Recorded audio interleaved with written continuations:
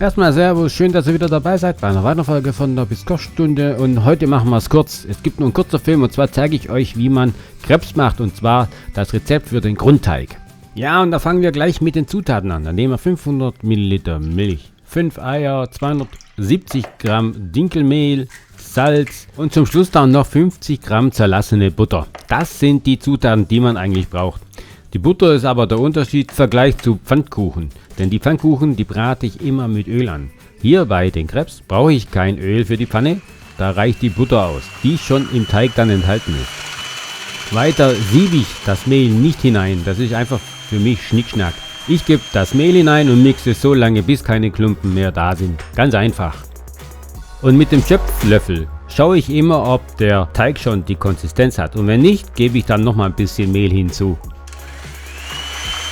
Hat der Teig dann die richtige Konsistenz, gebe ich die zerlassene Butter hinzu und zwar tröpfchenweise, mitten in die Quirl hinein. Das hat den Sinn, dass die Quirl, die Butter, in den Teig zerschlagen in feine Stückchen, in feine Bestandteile und die sind dann homogen im Teig verteilt.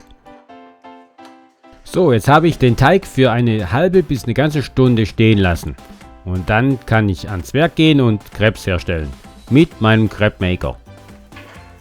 Ja, und wenn jemand fragt, warum ich keinen Zucker drin habe, ich mache zum Beispiel Nutella und andere süße Zutaten drauf und da braucht es nicht auch noch Zucker im Teig. Und ohne Zucker kann ich dann eventuell aber was Salziges draus machen. Zum Beispiel mit einem Schinken-Frischkäsebelag. Auch sehr lecker. Also ran ans Werk und probiert's mal. Seid kreativ, lasst euren Fantasie freien Lauf. Mit Crepes als Grundteig kann man so viel anstellen. Aber, wie ihr seht, wir sind am Ende angekommen von dieser Folge von der Kochstunde. Ich sage Tschüss, habt noch eine schöne Zeit, bis zum nächsten Mal.